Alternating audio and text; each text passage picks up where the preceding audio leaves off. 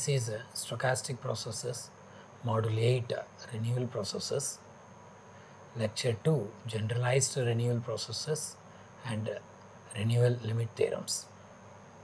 In the Lecture 1, we have discussed the renewal processes, definition and its properties. Followed by renewal process definition, we have discussed the renewal function, and then we have discussed the renewal equation, and also we have seen a few examples in the Lecture 1.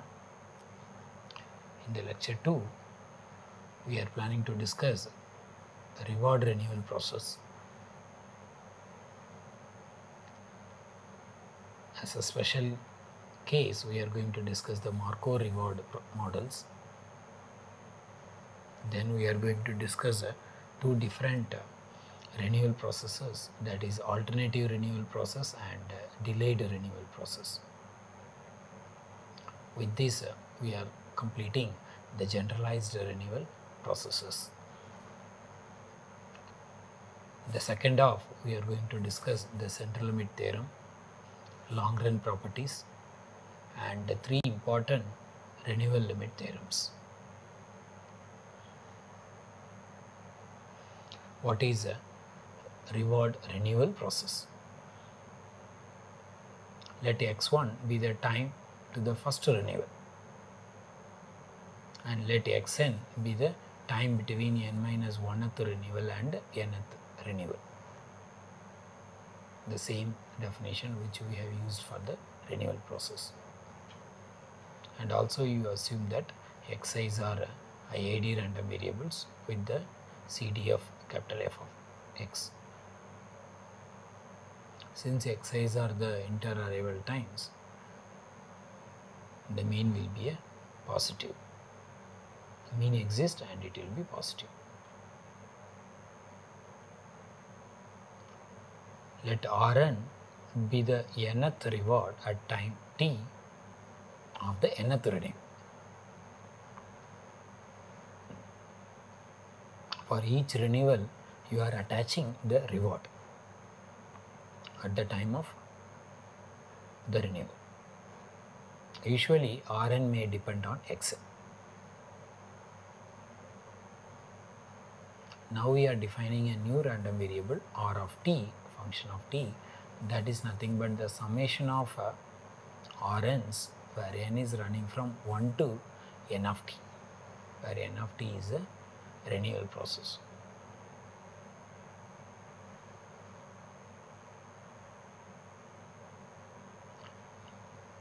The collection of R of t for t greater than or equal to 0 will be called it as a reward renewal process. That R of t is nothing but a reward earned by time t. So from the renewal process, we are attaching the reward for each renewal, and by defining R of t is equal to summation of n is equal to 1 to n of t Rn, that will be called it as a reward renewal process. Note that unlike the xn, each Rn may take a negative values as well as the positive values. The xi's are nothing but the inter-arrival time of the renewals, whereas the rewards may take negative values as well as positive values.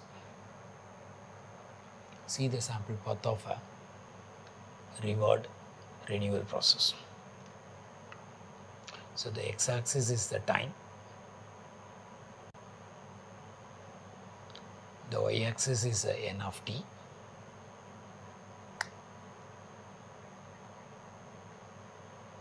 and these are all the time points in which the renewals takes place. The first renewal takes place, second renewal, and so on. So this is the inter-arrival time, and attaching the reward Ri to the each xn. And these Ri's may be negative or positive. Then the collection of Ri's with this form Rt is equal to summation n is equal to 1 to n of t Rn will be the reward renewal process. So it is very difficult to show the sample path of R of t. So here we are showing the sample path of renewal process with the rewards attached with the each exercise.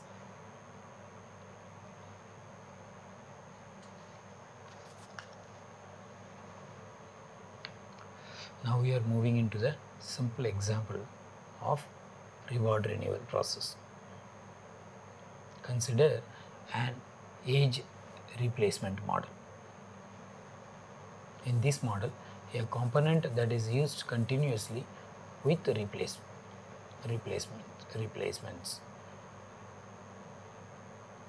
Let x be the lifetime of the component, which is random with the distribution function f.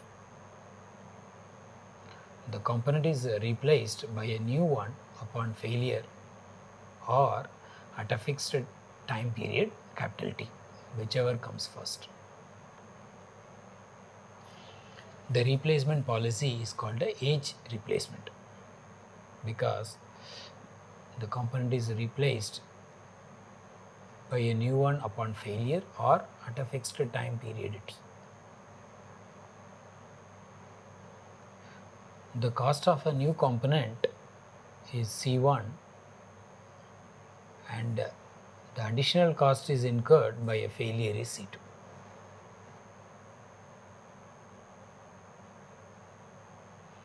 Our interest is to find the long run average cost.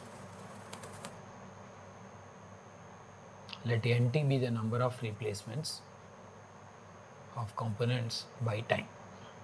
N of t is a renewal process. Let R of t be the amount of cost incurred by time t. So this is a reward renewal process.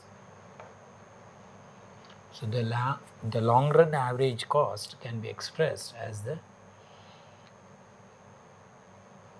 ratio of expectation of R by expectation of X, that we are going to conclude later. Now we are using the long run average cost is the expectation of R divided by expectation of X. Expectation of R is nothing but expectation of cost during a cycle, and expectation of X is nothing but expectation of cycle length. Now one can find the expectation of cycle length, that is nothing but the expectation of the cycle length is a random variable which is nothing but the minimum of x or t. Here the component is replaces either upon a failure or at age capital T. Time between replacement is called a cycle, that is nothing but the integration 0 to t 1 minus f of x dx.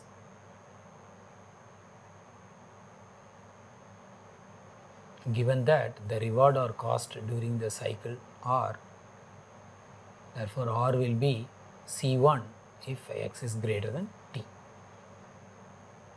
If it fails after t, if it fails before t, then there is additional cost C2, therefore the cost will be C1 plus C2 if failure occurs before the fixed time t.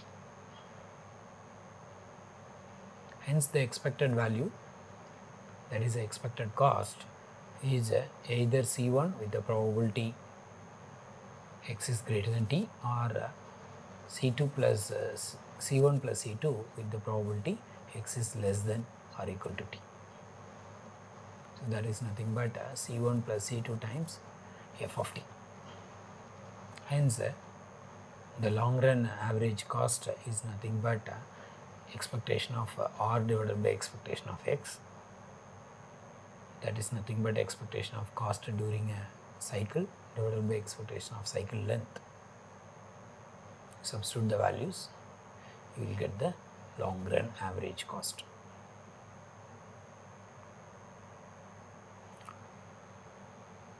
Now we are moving into the special case of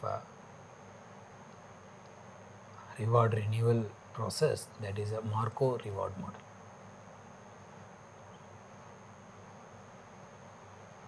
A Markov reward model is a labeled continuous time Markov chain augmented with a state reward and impulse reward structures. The state reward structure is a function R that assigns to each state a reward R suffix s, such that if t time units are spent in the state s, a reward of Rs times t is occurred. The rewards that are defined in the state reward structure can be interpreted in various ways. They can be recorded as the gain or benefit occurred by staying in some state, and they can also be regarded as the cost spent by staying in some state. And this type of Markov reward model is called rate based Markov reward model. The impulse reward structure, on the other hand, is a function of function tau that assigns to each transition from S to S dash, where S and S dash are belonging to the state space S, and the spending time in transition of S to S dash is positive, and the reward tau of S to S dash such that if the transition from S to S dash occurs, a reward of tau S of S comma S dash is occurred. Similar to the state reward structure, the impulse reward structure can be interpreted in various ways. An impulse reward can be considered as the cost of taking a transition or the gain that is occurred by taking the transition.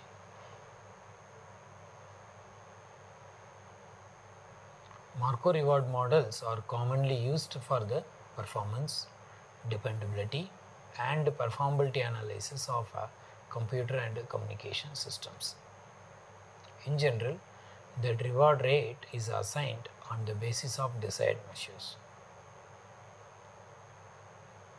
Let z of t is nothing but r suffix xt be the instantaneous reward rate of the Markov reward model at time t, then the expected instantaneous reward rate at time t is given by expectation of z of t, that is nothing but summation of ri's pa of t. The expected reward rate in steady state is nothing but expectation of z is summation of ri pi I.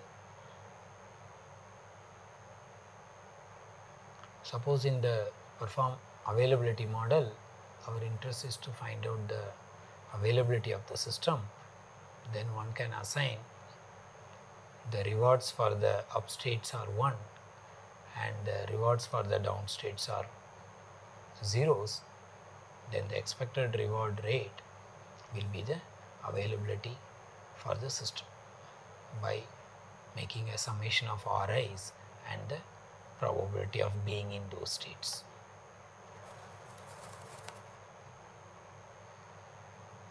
The different types of measures, namely steady state measures, transient measures, cumulative measures and performability measures, are supported by Markov reward models.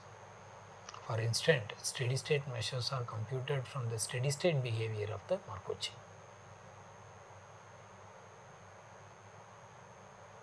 So, for the availability model, if you know the steady state behavior of the Markov chain, such as a steady state probability of being in this system, then by assigning the rewards 1 to the up states and zeros to the down states, one can get the steady state availability of the system.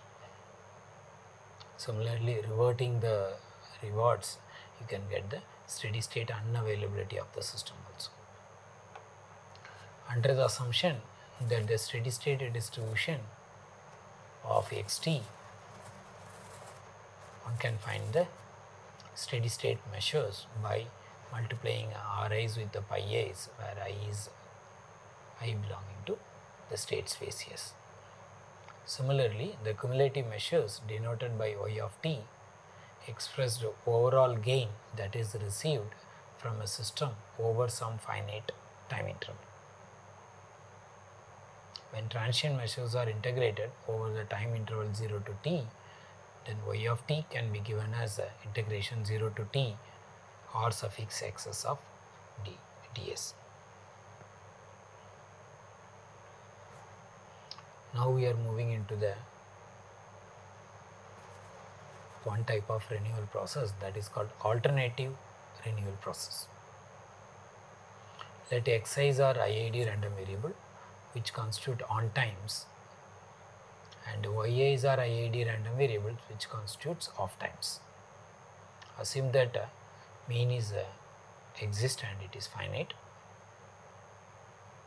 and x plus y has the distribution capital F. Suppose that the renewal occurs at the end of every xi's, whereas no arrivals at the end of every yi's. Assume that xi's and yi's are independent random variables also. Then the xi plus yi are called the alternative renewal process.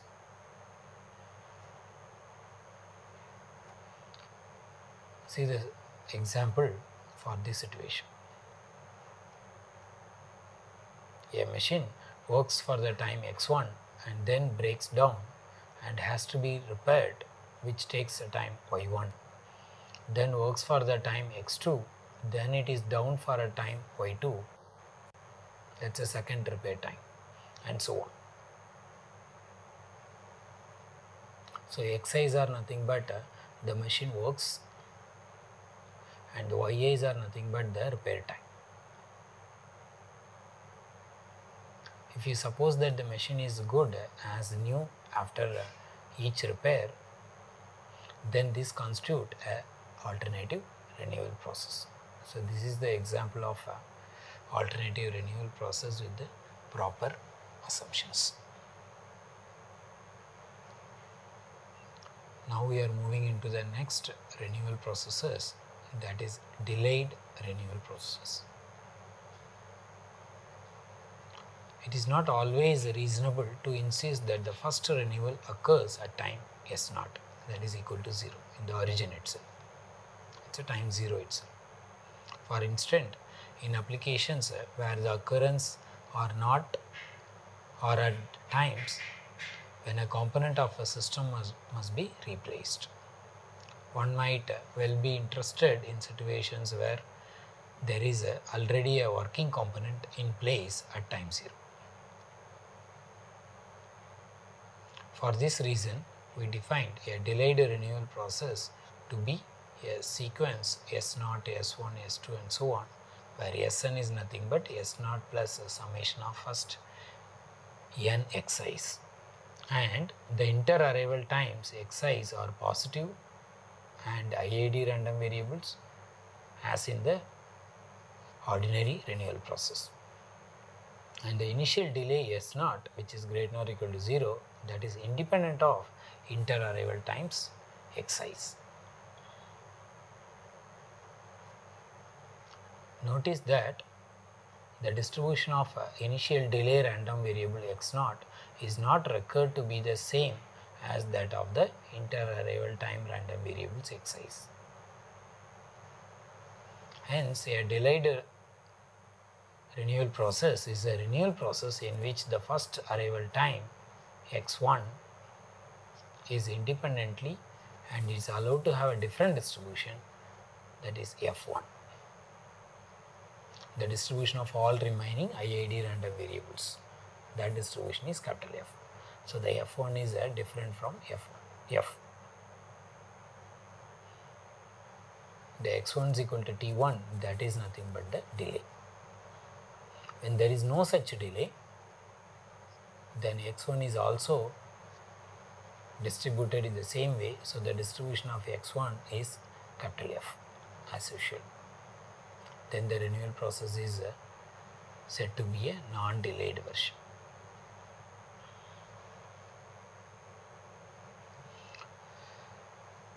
Now we are discussing the central limit theorem on the renewal process. As n tends to infinity, the random variable s suffix n, that is nothing but the nth time renewal, minus n times mu divided by sigma times square root of n will be normal distribution with the mean 0 and variance 1. So this convergence takes place in distribution. So this is a weak distribution, weak convergence. So as n tends to infinity, the random variable Sn and the mean of Sn is n times mu, and the variance of Sn is sigma square n, and the random variable minus their mean divided by the standard deviation is normal distributed with the mean 0 and variance 1 as n tends to infinity. As n tends to infinity, the n of t, that counting process, here it's a renewal process, becomes a normal distribution with the mean t divided by mu and the variance sigma square t divided by mu cube, where mu is the mean of inter-arrival time. As a t tends to infinity, the random variable n of t minus t by mu divided by sigma times square root of t by mu cube will be normal distribution with the mean 0 and the variance 1. So this is also the convergence in distribution.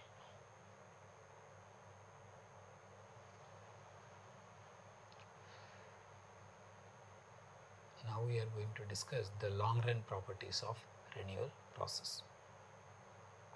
There are two types of long run properties. One is to obtain the long run average of the quantity of interest. The other one is to obtain the pointwise limit.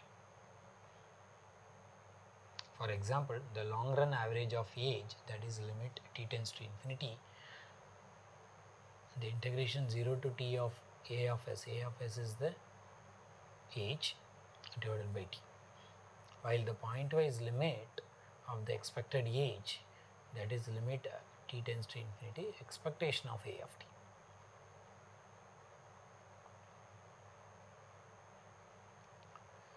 One can study the average number of renewals per unit time in the long run. It is called the long run renewal rate.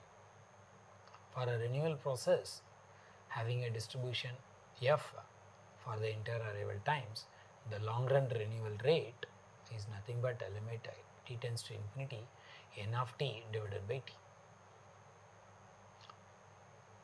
That will be 1 divided by mu with the probability 1, where mu is nothing but the mean of inter-arrival time.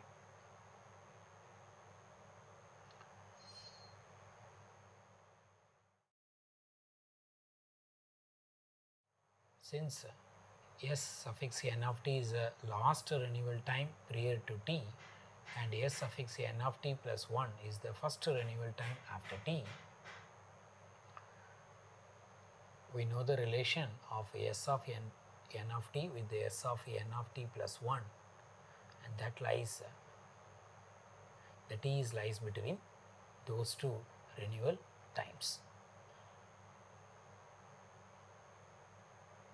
You can divide by t, you can divide by n of t. Therefore, s of n of t divided by n of t less than or equal to t divided by n of t, that is less than or equal to s of n plus t plus 1 divided by n of t. Now we can evaluate the first one, the s of n of t divided by n of t limit t tends to infinity.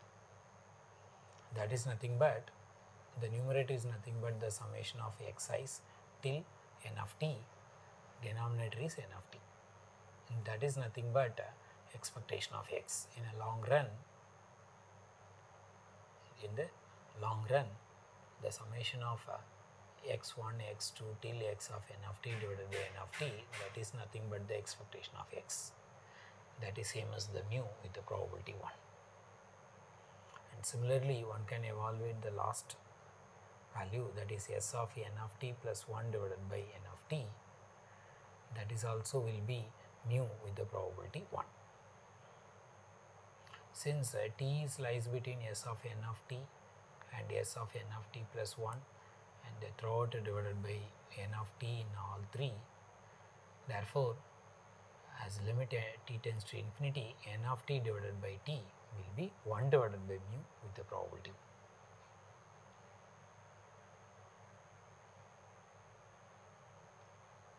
This is the last part of in this lecture, that is renewal limits theorems. We are going to discuss only 3 important renewal theorems without proof. The first one is elementary renewal theorem. It states that the basic limit in the law of large numbers in mean as well as with the probability 1.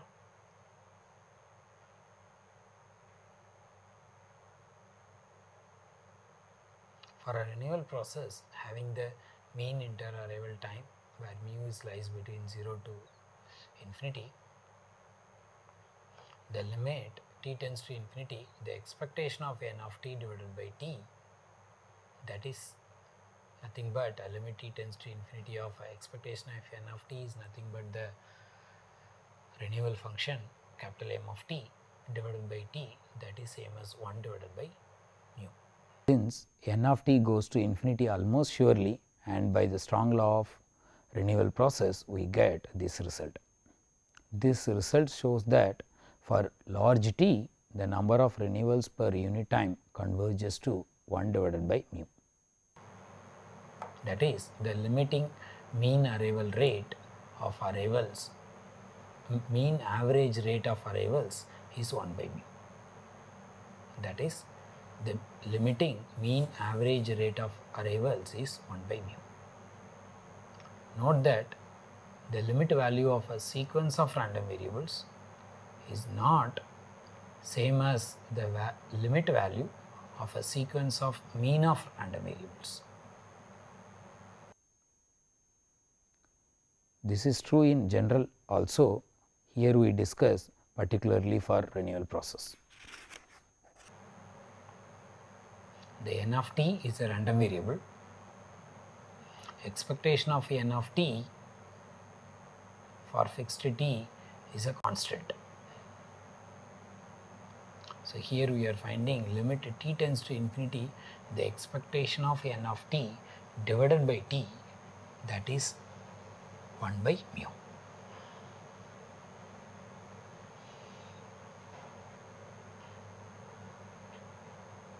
If you consider the reward renewal process R of t, when the expectation of R is finite as well as expectation of x is finite, limit t tends to infinity, the expectation of R of t divided by t, that will tends to expectation of R divided by expectation of x using the elementary renewal theorem. If you know the value of expectation of R and if you know the value of expectation of x, as a t tends to infinity, expectation of R of t divided by t will be expectation of R divided by expectation of x. So, this result we have used it in one example. The asymptotic property of a reward renewal process is as follows. As a t tends to infinity, the R of t divided by t will converge to expectation of R by expectation of x with the probability 1. This is called the asymptotic property of a reward renewal process. Both will be used in applications. Before moving into the next renewal limit theorem, we need the definition of lattice. A non-negative random variable x is said to be a lattice if there exists d greater than or equal to 0 such that the probability of x equal to n times d for n is varies from 0 to infinity, that will be 1. If this condition is satisfied, then we say the d is called the period and the corresponding random variable is called a lattice. The largest d having this property is said to be a period of x. If x is lattice and x has a distribution f, then we say the f is lattice. For instance, x follows a Poisson distribution with the mean lambda, then x is lattice with the period 1. Because the summation n is equal to 0 to infinity, the probability of x is equal to n is equal to 1. That means the d will be 1.